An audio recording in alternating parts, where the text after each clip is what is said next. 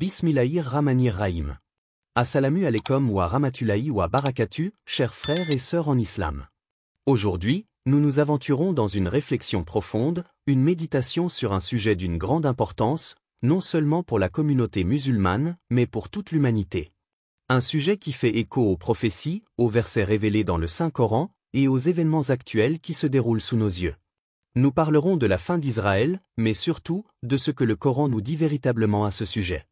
La question est simple, mais sa réponse est un voyage de sagesse et de lumière. Que dit réellement le Coran concernant la fin d'Israël? Nous allons explorer ensemble ce mystère, en cherchant dans les pages sacrées, dans les enseignements du prophète Muhammad, paix et bénédiction sur lui, et dans l'histoire des peuples de la terre. Nous allons élever nos âmes et éveiller nos consciences à travers la lumière de la vérité divine. Ouvrons nos cœurs et nos esprits à cette exploration, guidés par les versets du Coran et les récits qui éclairent le chemin. La fin des puissances éphémères. Dans l'histoire de l'humanité, nous avons vu des empires se lever et se coucher, des royaumes s'élever pour finalement s'effondrer. Nous voyons, à travers les âges, que l'humanité est prise dans un cycle perpétuel de montée et de chute. Le Coran, dans sa sagesse infinie, nous rappelle que tout ce qui est sur cette terre n'est qu'éphémère, qu'il s'agisse de l'empire le plus imposant ou du tyran le plus puissant. Allah seul est éternel. Ces puissances, ces systèmes oppressifs, ces royaumes de ce monde finiront par s'effondrer lorsque leur temps sera venu. Dans la sourate Al-Araf, Allah nous met en garde contre ceux qui croient être invincibles, ceux qui se croient au sommet du monde. Et lorsque la parole de ton Seigneur se réalisa contre eux, nous détruisîmes leur cité. Coran, sourate Al-Araf, 7, 87. Ce verset nous montre que toute puissance qui dépasse les limites de la justice d'Allah est vouée à la destruction. Et pourtant, l'histoire des civilisations nous rappelle cette vérité, comme l'histoire de Pharaon, de Nimrod et des peuples de l'eau, qui ont cru pouvoir défier la volonté divine. Pharaon se croyait invincible, mais Allah l'a englouti dans les eaux de la mer Rouge. L'entité israélienne, aujourd'hui, dans sa quête d'expansion, d'occupation et d'oppression, n'est qu'une ombre parmi les plus grands tyrans de l'histoire. La domination est temporaire, ce qui reste, c'est la vérité d'Allah, ce sont ses lois immuables. Nous pouvons contempler, dans notre propre époque, les signes évidents que ceux qui ont cru que leur pouvoir était éternel finissent par tomber, que ce soit en politique, en économie ou en toute autre forme de domination humaine. L'histoire de Pharaon, par exemple, est un miroir des puissances tyranniques d'aujourd'hui. Lorsque Pharaon se dresse contre Moïse, paix sur lui, il se dit être un dieu, il persécute les croyants et refuse de se soumettre à la volonté d'Allah. Mais le pouvoir de Pharaon, aussi grand fût-il, n'a pas survécu à la justice divine. C'est cette justice divine qui prévaudra. La fin d'Israël, de l'entité qui occupe la Palestine, n'est qu'une autre page d'une histoire ancienne où l'injustice ne peut pas durer éternellement. Il est important de réfléchir à cette vérité universelle, toute puissance injuste finira par s'effondrer sous la volonté d'Allah. Même les puissances les plus impressionnantes, même celles qui semblent invincibles, sont destinées à disparaître. À chaque époque, les peuples sont mis à l'épreuve, et il est du devoir des croyants de rester fermes dans leur foi et leur conviction que la justice divine finit toujours par l'emporter. Question inspirante. Quand nous contemplons les grandes puissances de ce monde, comment pouvons-nous réagir face à l'injustice et à l'oppression, sachant que tout pouvoir est dans les mains d'Allah? Sommes-nous prêts à être témoins de la fin de ceux qui se croient au-dessus des lois divines, avec la foi en la justice ultime d'Allah? Le rôle d'Israël dans la prophétie. Et lorsque la parole de ton Seigneur se réalisa contre eux, nous détruisîmes leur cité. Coran, sourate Al-Isra, 17h16. Dans le grand livre sacré du Coran, l'histoire du peuple d'Israël est un récit profond qui nous pousse à réfléchir sur les lois divines et sur les cycles de rétribution et de miséricorde. Ce peuple, à l'origine choisi par Allah pour être un modèle de foi et de soumission, a traversé des périodes de grande gloire, mais aussi d'égarement et d'orgueil. L'histoire des enfants d'Israël dans le Coran ne se limite pas à un simple conte historique, elle est une leçon qui résonne à travers le temps, une leçon que l'humanité doit méditer sans cesse. Le Coran nous raconte que malgré la faveur d'Allah et les signes manifestes qu'ils avaient reçus, les enfants d'Israël se sont souvent égarés, se sont rebellés contre les prophètes envoyés à leur peuple et ont succombé à l'arrogance. Ainsi, dans la sourate Al-Isra, Allah nous rappelle comment l'injustice finit par se retourner contre ses auteurs. Et lorsque la parole de ton Seigneur se réalisa contre eux, nous détruisîmes leur cité. Ce verset est un rappel douloureux que l'injustice divine n'échappe à personne. Même les peuples élus, lorsqu'ils succombent à l'injustice, sont soumis à la justice implacable d'Allah. L'entité israélienne moderne, bien que n'étant pas une réplique exacte de l'ancien peuple d'Israël, emporte néanmoins certains aspects symboliques. Elle incarne un retour aux anciennes errances, oppression, injustice, violence, et un non-respect flagrant des droits d'autrui. Ce n'est pas une simple question géopolitique, mais une question qui touche la conscience collective de l'humanité. Israël, dans son expansion violente et colonisatrice, représente un modèle d'injustice, de conquête et de domination sur ce qu'Allah a placé sous sa protection, à savoir le peuple palestinien. Pour comprendre ce qui se cache derrière ces événements, il est nécessaire de se tourner vers la prophétie islamique et les avertissements donnés par le Coran. Allah, dans sa sagesse infinie, nous enseigne que les puissances injustes finissent toujours par s'effondrer. Les tyrans, aussi puissants et arrogants qu'ils soient, n'échapperont jamais à la rétribution divine. Les versets du Coran qui parlent de la fin des civilisations injustes, tels que ceux concernant les peuples de Hath et de Tamu, de Pharaon et de Haman, sont une métaphore pour l'humanité tout entière. Ce sont des avertissements pour les générations futures, qu'aucune oppression, aussi puissante soit-elle, ne dure éternellement. Le message est clair, la fin des oppresseurs est proche. Le prophète Muhammad, paix et bénédiction sur lui, nous a enseigné que les croyants doivent faire preuve de patience et de persévérance face à l'injustice. Lors de la conquête de la Mecque, le prophète, paix et bénédiction sur lui, et ses compagnons ont triomphé d'un ennemi redoutable sans recourir à la vengeance. Au lieu de cela, ils ont choisi la voie de la justice et de la paix, guidés par le message divin. Le prophète, dans sa grande sagesse, n'a pas cherché la destruction de ses oppresseurs, mais leur a offert la possibilité de se repentir et de se convertir à la vérité. L'histoire de la conquête de la Mecque est l'exemple parfait de ce que cela signifie agir avec foi et justice. Après des années de persécution, le prophète Muhammad, paix et bénédiction sur lui, entre dans la Mecque avec ses compagnons. Les ennemis de l'islam, qui avaient persécuté et chassé les musulmans, étaient sur le point de subir une rétribution, mais le prophète choisit d'accorder la réconciliation et la paix. « Il n'y a pas de vengeance aujourd'hui, dit-il à ses ennemis. Allez, vous êtes libres. » Cette sagesse divine nous enseigne qu'en dépit des injustices que nous subissons, la vraie victoire ne réside pas dans la vengeance, mais dans l'élévation spirituelle, la justice et la réconciliation. Ceux qui persévèrent dans leur foi, qui restent fermes dans leur engagement envers Allah, seront les véritables vainqueurs. Question inspirante. Quand nous voyons des tyrans et des oppresseurs dominer le monde, comme Israël le fait aujourd'hui, comment réagissons-nous? Cherchons-nous à riposter avec violence ou choisissons-nous la voie de la patience, de la persévérance et de la justice divine? Avons-nous confiance que la rétribution d'Allah, aussi silencieuse qu'elle puisse sembler, finira par se manifester? Cette question est cruciale car elle nous invite à méditer sur notre propre rôle dans cette bataille spirituelle. La rétribution d'Allah ne suit pas les lois humaines du temps et de l'espace. Elle s'accomplit selon la volonté divine et d'une manière que nous ne pouvons pleinement comprendre. Pourtant, la foi en cette rétribution, la confiance en la justice d'Allah, est ce qui permet aux croyants de persévérer face à l'injustice et de rester fermes dans leur foi. Ainsi, à chaque oppresseur, qu'il soit individuel ou collectif, le Coran nous rappelle que la fin de ceux qui injustement dominent est inéluctable. Mais le véritable triomphe pour les croyants réside dans la manière dont ils répondent à l'injustice, dans leur persévérance et leur foi en la justice divine. La fin des oppresseurs est la victoire des croyants. Et il n'y a de pouvoir que celui d'Allah. Coran, Sourate Al-Mujadila, 58-11. Dans les ténèbres de ce monde, où les injustices semblent parfois triompher, il est crucial pour le croyant de se rappeler que la véritable victoire appartient uniquement à Allah. Ce pouvoir souverain est celui qui dépasse toute puissance terrestre, toute force humaine.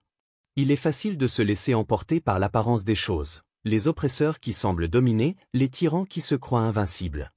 Mais la réalité est bien plus profonde. Le pouvoir véritable et la victoire ultime sont dans les mains d'Allah seul. Ce verset du Coran est un rappel solennel. Il ne nous dit pas seulement que la domination d'un peuple ou d'une nation est temporaire, mais que l'ordre du monde entier, les victoires et les défaites, les renaissances et les chutes, sont régis par la volonté d'Allah. Et c'est dans cette réalité divine que se trouve notre espoir et notre confiance. Lorsque nous regardons la situation des croyants, quand nous voyons l'injustice, l'oppression et les tyrans qui semblent dominer, le Coran nous appelle à remettre toute cette situation entre les mains d'Allah, car lui seul a le pouvoir de rendre justice. Il n'y a de pouvoir que celui d'Allah. À travers les âges, les croyants ont été confrontés à des adversités immenses, mais la vérité reste la même. La victoire spirituelle n'est pas une question de puissance matérielle, de taille d'armée ou de ressources. Elle réside dans la fidélité à la vérité, dans la foi en Allah et dans la justice qu'il confère à ceux qui s'y attachent. Les oppresseurs peuvent gagner des batailles physiques, mais leur victoire est éphémère. En revanche, ceux qui suivent la voie de la justice d'Allah, qui persévèrent dans leur foi malgré les épreuves, sont ceux qui héritent de l'éternité. Ainsi, lorsque nous pensons à la fin d'Israël, il ne s'agit pas uniquement de la disparition d'un pouvoir terrestre. Il s'agit de l'effondrement d'un système injuste, de la fin d'une oppression qui, à travers les âges, a fait souffrir les innocents. Le Coran nous enseigne que ce système, comme tous les autres qui défient la justice divine, finira par tomber. Ce n'est pas seulement une question politique ou géopolitique. C'est un message spirituel. Les signes de cette fin ne sont pas seulement visibles dans les événements mondiaux, mais aussi dans les profondeurs de l'âme humaine. La justice divine se manifeste de différentes manières, dans les révolutions sociales, dans les changements géopolitiques, mais surtout dans l'éveil des consciences. Les peuples opprimés, les nations sous domination, commencent à se lever. Ce n'est pas seulement un signe de résistance physique, mais une résistance spirituelle à l'injustice, une quête de retour à la vérité, à la justice divine. Le Coran nous offre de nombreux exemples de victoires qui semblent impossibles aux yeux des hommes, mais qui se réalisent grâce à la foi et à la détermination des croyants. La bataille de Badr est l'un des exemples les plus frappants de cette vérité spirituelle. Un petit groupe de croyants, avec une foi inébranlable en Allah, a triomphé d'une armée beaucoup plus nombreuse et mieux équipée.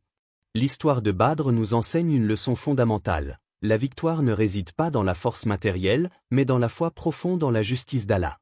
Ce n'est pas la taille de l'armée, ni les ressources, qui déterminent le succès, mais la foi, l'unité, et la détermination à suivre le chemin divin. Cette victoire spirituelle, cette puissance divine, est le véritable pouvoir.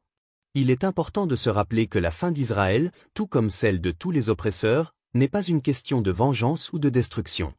Elle fait partie d'un plan divin plus vaste, un plan qui vise à instaurer la justice et la vérité, à rétablir l'équilibre dans ce monde. La disparition des systèmes oppressifs, la fin de la domination injuste, sont des étapes vers la victoire finale, la victoire des croyants, qui ont su rester fermes dans leur foi, même face à l'adversité. Histoire inspirante. Un exemple parfait de cette victoire spirituelle est l'histoire de la bataille de Badr, où, malgré leur infériorité numérique et matérielle, les musulmans ont triomphé contre leurs persécuteurs. Le secret de leur victoire résidait dans leur foi inébranlable, dans leur certitude que la vérité, portée par Allah, finirait par l'emporter. Ils ont remporté la bataille non seulement par leur courage physique, mais par leur fidélité à la voie d'Allah, en restant fermes dans leur conviction que la justice d'Allah se réalisera toujours, même si cela prend du temps. Cet exemple nous montre qu'il ne faut jamais sous-estimer le pouvoir de la foi. Il nous enseigne que l'essentiel dans toute lutte n'est pas la force brute, mais la force spirituelle. C'est cette force qui permet de surmonter l'injustice, de tenir bon face à l'adversité, et de garder l'espoir que la victoire finale appartient toujours à ceux qui croient en Allah. Question inspirante. Comment pouvons-nous, dans notre vie quotidienne, faire face à l'injustice et à l'oppression tout en gardant cette foi inébranlable? En quoi cette croyance en la victoire d'Allah peut-elle nous apporter la patience et la sérénité face aux épreuves de la vie? Comment pouvons-nous renforcer notre propre conviction que la justice divine prévaudra toujours? La promesse d'Allah est le triomphe des croyants. Et nous avons voulu faire du bien à ceux qui étaient opprimés dans le pays. Coran, Sourate Al-Kahza, 28, 5. Allah, dans sa grande miséricorde, a promis aux opprimés qu'ils verront la victoire. Ce verset, tiré de la Sourate Al-Kahza, est une source d'espoir et de réconfort pour tous ceux qui subissent l'injustice, la persécution et la souffrance. Il est une promesse divine que ceux qui sont opprimés et persécutés, ceux qui ont été réduits à l'humilité, verront finalement la justice prévaloir, et que la victoire ultime appartient à ceux qui restent fermes dans leur foi, même face à la tyrannie. La Palestine, une terre marquée par la souffrance sous l'occupation israélienne, incarne cette souffrance divine que mentionne le Coran. Mais, loin de la désespérance, cette souffrance est un terrain d'épreuve et de purification, car Allah a promis à ceux qui sont opprimés, aux croyants persévérants, qu'ils seront restaurés dans leurs droits. Dans la fin d'Israël, nous devons voir ce message de patience et de persévérance, comme un écho des épreuves traversées par les prophètes et leur peuple tout au long de l'histoire. La victoire ne vient pas dans l'immédiat, mais elle est la récompense divine de ceux qui persévèrent. La souffrance, bien qu'intolérable à l'esprit humain, n'est pas éternelle.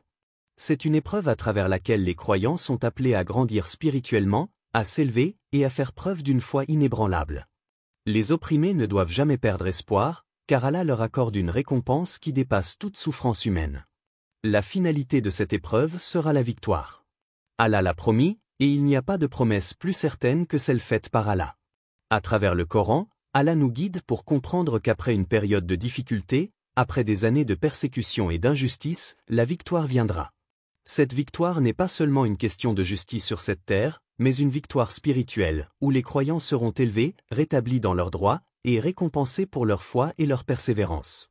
La fin d'Israël, la fin de l'occupation et de l'injustice, ne sera que l'aboutissement de cette promesse divine. La patience des opprimés, leur foi profonde en Allah, et leur engagement envers la justice divine font d'eux des témoins vivants de la puissance et de la justice d'Allah. Leur persévérance devient une lumière dans l'obscurité, et cette lumière finira par dissiper les ténèbres de l'injustice. Allah nous rappelle dans le Coran que ceux qui restent fermes dans leur foi et dans leur quête de justice ne seront pas laissés sans réconfort. Il est essentiel que nous, en tant que musulmans, comprenions le message de cette promesse divine et que nous nous y conformions dans notre propre vie. Nous sommes tous appelés à lutter pour la justice et la paix, à soutenir ceux qui sont opprimés, et à faire preuve de patience dans les moments de difficulté. Même lorsque la situation semble sans espoir, nous devons rester convaincus que la justice divine finira par triompher. Histoire inspirante. Rappelez-vous l'histoire de l'ascension du prophète Muhammad, paix et bénédiction sur lui, après des années de persécution à la Mecque. Le prophète et ses compagnons ont été soumis à des épreuves terribles. Ils ont été persécutés, chassés de leur maison, et ont dû endurer des mois, voire des années de souffrance. Cependant, malgré les difficultés, le prophète, paix et bénédiction sur lui, n'a jamais perdu foi en la promesse d'Allah. Il a triomphé grâce à sa foi, son amour pour Allah, et son adhésion à la justice. La victoire qu'il a obtenue, non seulement à la Mecque mais dans toute la région, était le fruit de sa patience et de sa persévérance dans la voie de la vérité. Cela nous enseigne qu'à travers la souffrance et les difficultés, la foi sincère et la persévérance apportent la récompense divine. Aujourd'hui, cette même vérité s'applique à tous ceux qui sont opprimés et persécutés dans le monde. La Palestine, comme d'autres nations sous occupation, voit la souffrance mais doit comprendre qu'après cette souffrance, la victoire viendra. Elle viendra non seulement par des moyens matériels, mais aussi par une victoire spirituelle, où la justice divine restaurera l'équilibre et la paix sur terre. Question inspirante. Quel rôle jouons-nous, en tant que musulmans, dans la lutte pour la justice et la paix? Sommes-nous prêts à persévérer, même lorsque le chemin semble difficile, à faire face aux épreuves avec foi, et à soutenir ceux qui souffrent autour de nous? Comment pouvons-nous renforcer notre propre conviction que la promesse d'Allah est vraie et que la victoire des croyants est assurée, même face aux défis les plus grands? Il n'y a de pouvoir que celui d'Allah. Ainsi, chers frères et sœurs, la fin d'Israël, comme toute autre fin des puissances éphémères, est dans les mains d'Allah. Le Coran nous enseigne que l'histoire des peuples est un miroir de notre foi et de notre persévérance. La fin d'Israël n'est pas seulement une question politique, mais un message spirituel. La justice, la vérité, et la foi en Allah sont les seules forces qui perdureront. Nous devons garder l'espoir et la patience, tout en sachant que la victoire d'Allah est inévitable. Soyons des témoins actifs de la justice divine et des porteurs de paix. Wa Allahu alam.